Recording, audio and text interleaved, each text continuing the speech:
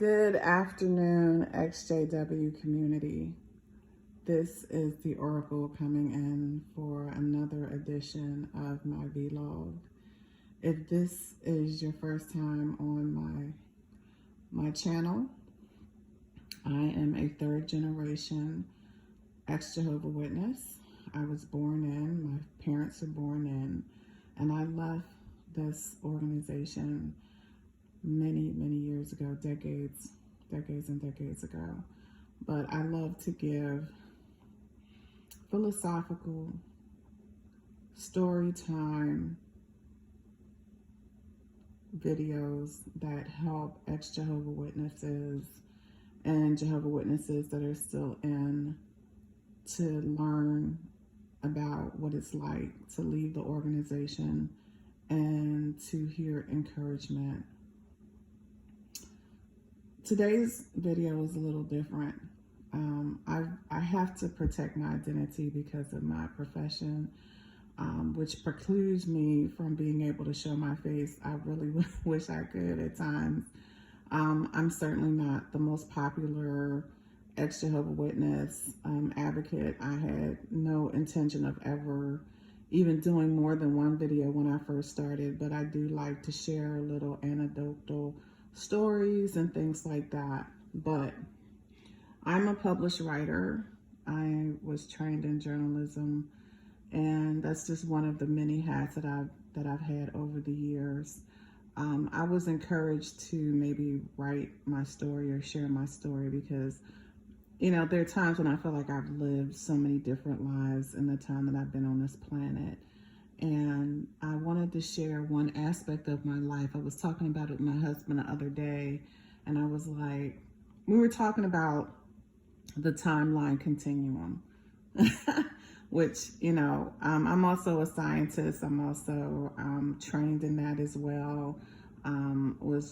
Love math and science and technology and information systems and things like that. And we were just talking about the time continuum. And, you know, I was talking about it in the terms of the Jehovah Witness organization, but I was also talking about it from my own specific situations that have happened in my life that taught me that death is not to be feared, and that the timeline and time, how we view time, past, present, and future, connects in a way. And I was sharing with my husband, which of course he's, you know, known for many years. We've been together for so long.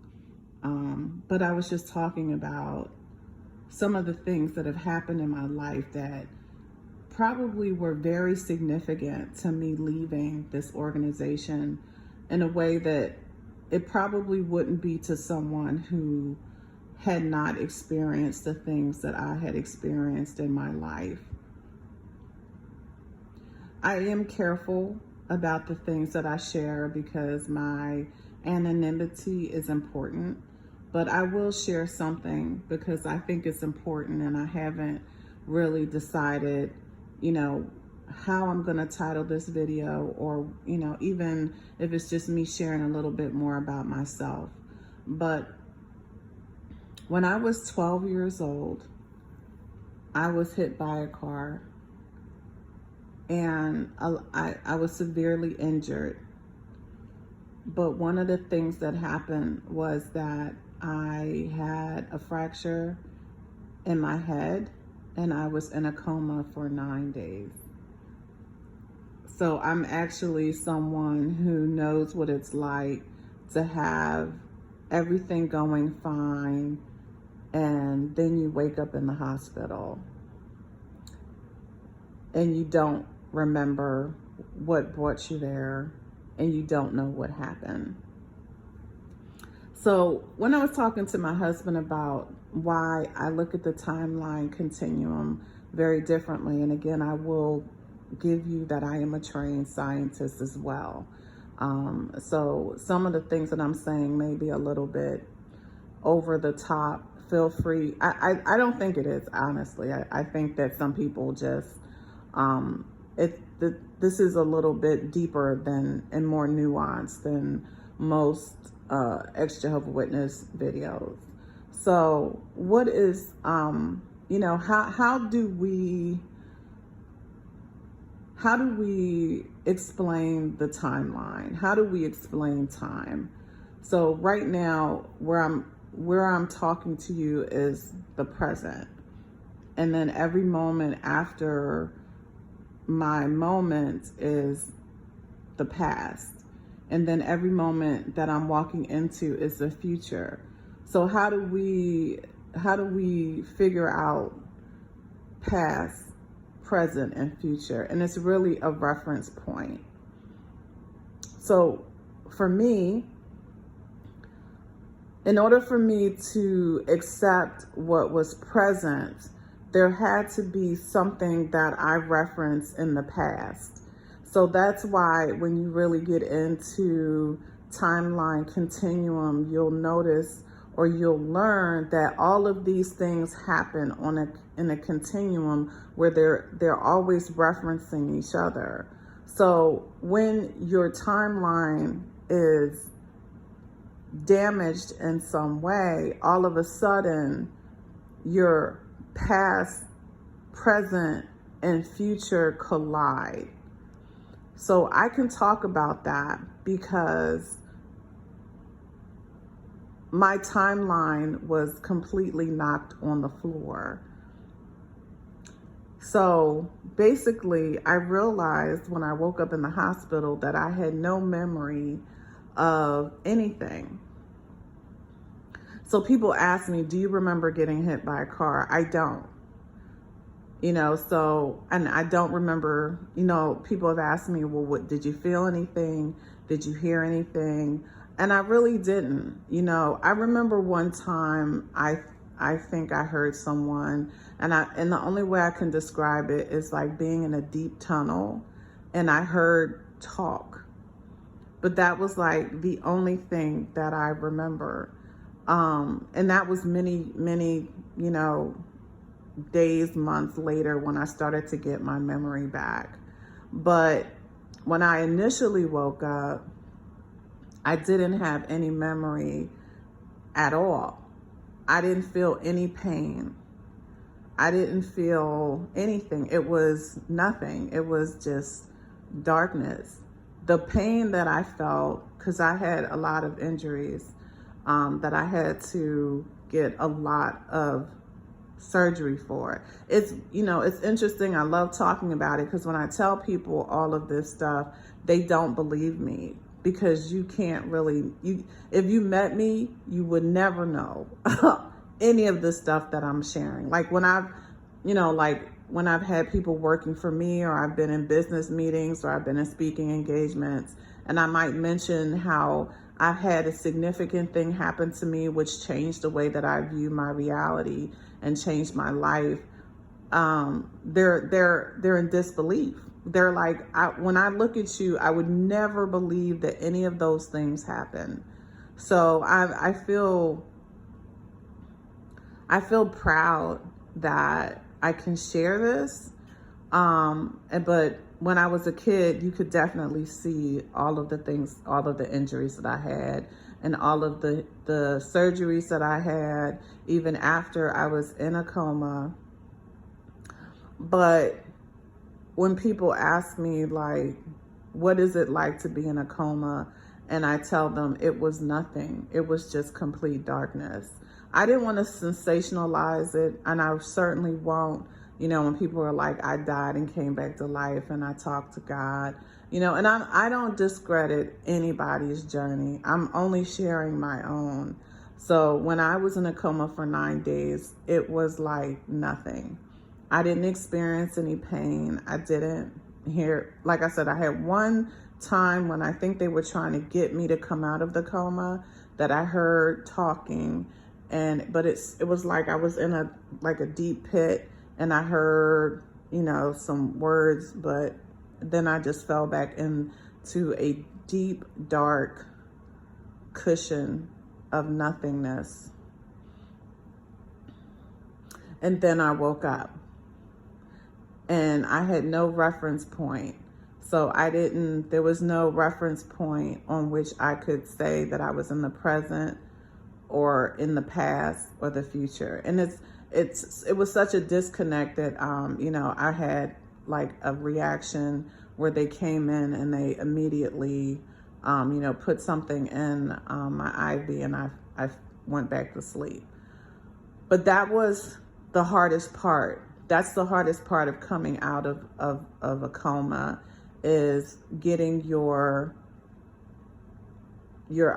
ideas about yourself and who you are and where you're at on that time continuum. But it really taught me about what is the present and what is the past. Because if you don't have a reference point, your timeline changes. And it was a very, very extraordinary experience for me. And it made me, like I said, I went through a lot of surgeries.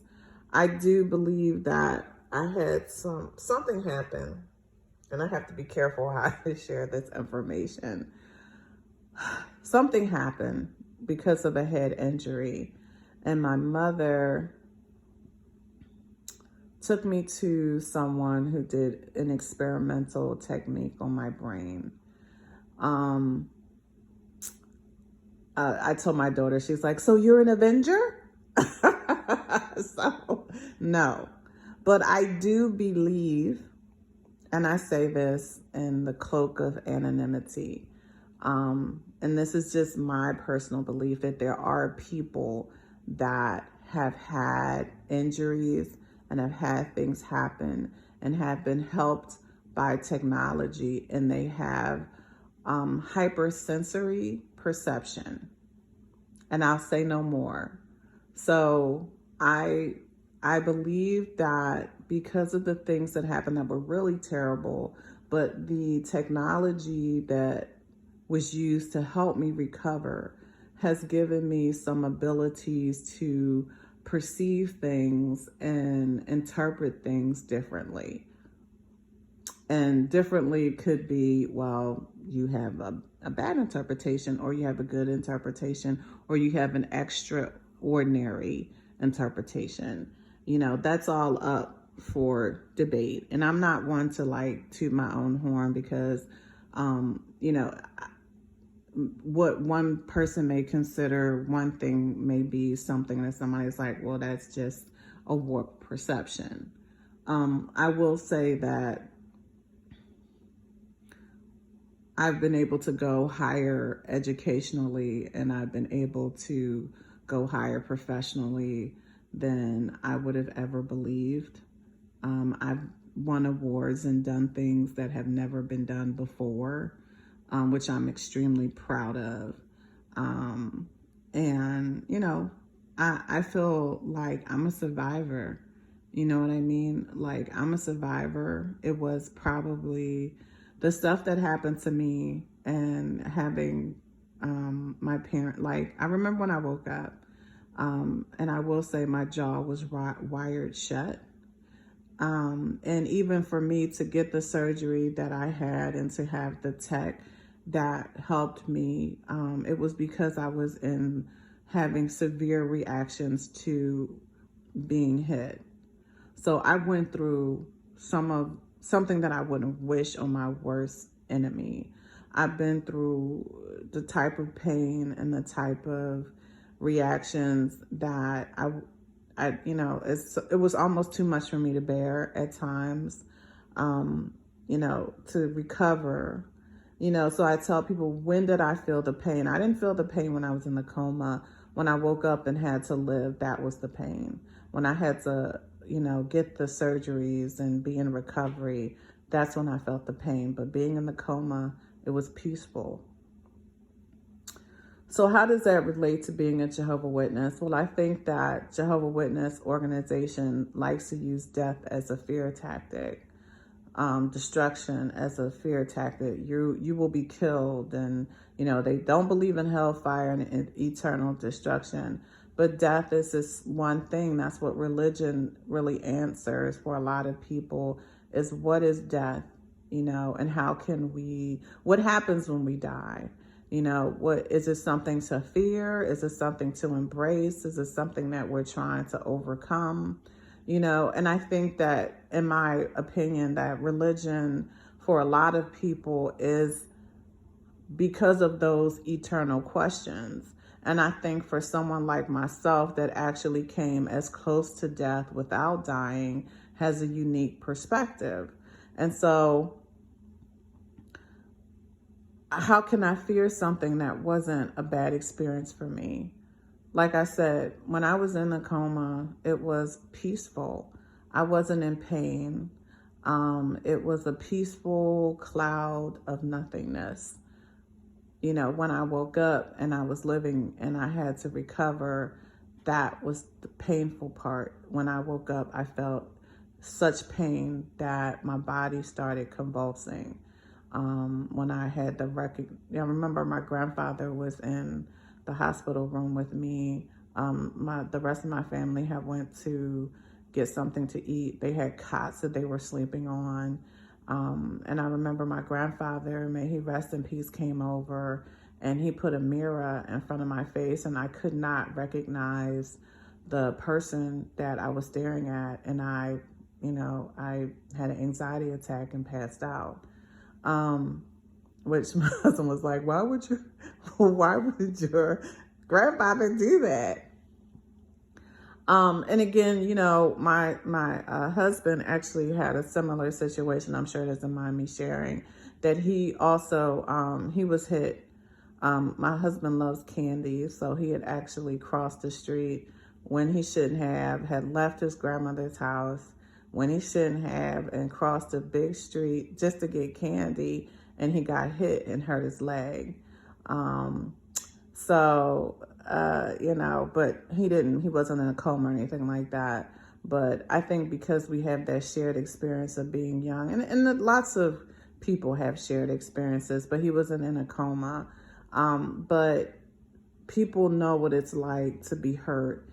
And when I experienced, like I said, the closest to death without dying, and for a few days, my father had told me that they were, had told my father and my mother to prepare for possibly my transition, possibly my death. And my dad was like, I just could not accept that. And he said, I just laid over you and I cried and I just prayed. And I was like, please don't leave Daddy. I'm not going to be able to handle it. And,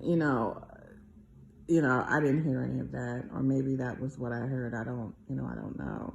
But maybe I think my situation of being in a coma and learning about that side of life and understanding the timeline continuum in a way that most people would not understand it. The Jehovah Witness narrative of fear about death and fear of being destroyed or not surviving Armageddon didn't hold a lot of weight for me as I got older, because I had already experienced something that wasn't unpleasant for me. Like I said, the coma, and I don't fear